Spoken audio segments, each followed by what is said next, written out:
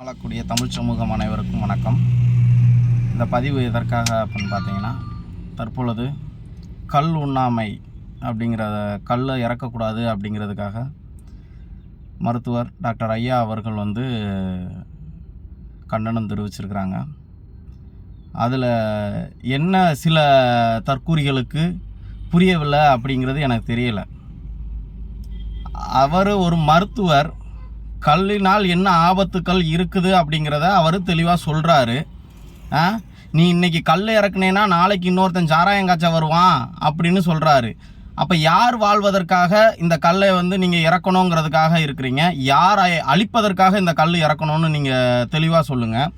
உணவு அப்படின்னு சொல்லியிருக்கிறாங்க.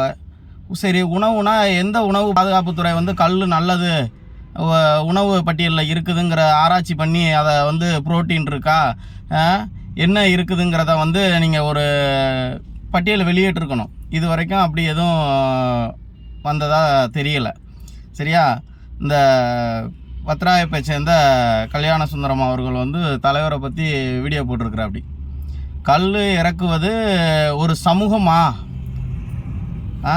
ஒரு சமூகம் வாழ்வியலா? கல்லிற்கும் பதினிற்கும் வித்தியாசம் தெரியாத உன்னை மாதிரி தற்கூறிகளுக்கு இதெல்லாம் எப்படி தெரிய போகுது? நீ பெரிய வீரம் மாதிரி வா விவாதம் பண்ணலாம் வைக்கலான்னு பேசிக்கிட்டு இருக்கிற.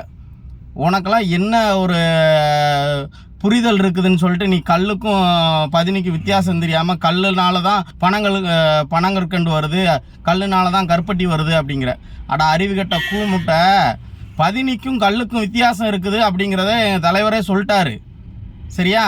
நீ எல்லாம் ஒரு அறவேக்காடு நாய், எவனுக்கோ சொம்படிக்கிற நாய். நீ என் தலைவருக்கு ஈக்குவலாடா? நீ என் தலைவருக்கு உன்னைய மாதிரி தற்கூரி நாய்கள் தாண்டா இந்த தமிழ் சமூகத்துக்குள்ளே சண்டையை மூட்டி விட்டுட்டு நீ தாண்டா அந்த வேலையை பார்த்தவனே நீ தாண்டா. எடுத்து விட்டோன்னா நீ எல்லாம் வெளியே தலை காட்ட முடியுமாடா? பிக்காளி பயல, யாரை இந்த சமூகத்திற்குள்ளே சண்டை மூட்டி விட்றாருன்னு சொல்கிற? உனக்கெல்லாம் அங்கே அறிவுங்கிறது இருக்கிறாடா?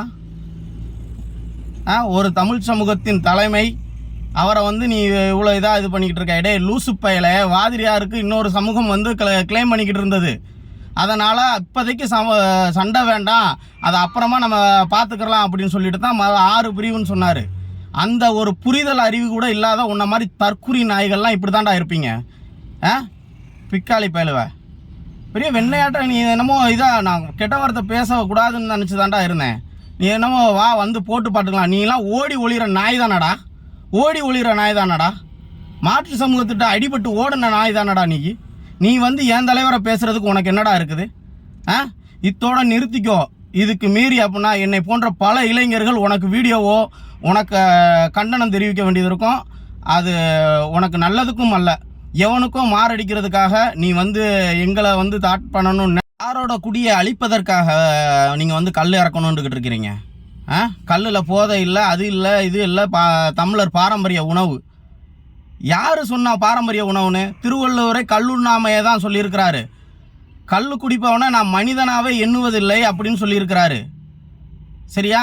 அதுவும் போதை தான் அப்படிங்கிறத திருவள்ளுவரை விட நீ பெரிய அறிவாளியாடா? நீ திருவள்ளுவரை விட பெரிய அறிவாளிகளாடா நீங்களாம்? ஏண்டா கிறுக்கு பயல, அந்த கிறுக்கு பயல போதையை போட்டு தாண்டா திரியிறான். மானங்கட்ட பைய, இந்த கல் இறக்கம் போராட்டத்தை சொன்ன கிறுக்கு பையில போதையை போட்டு தானே திரியிறான் எனி டைமும்.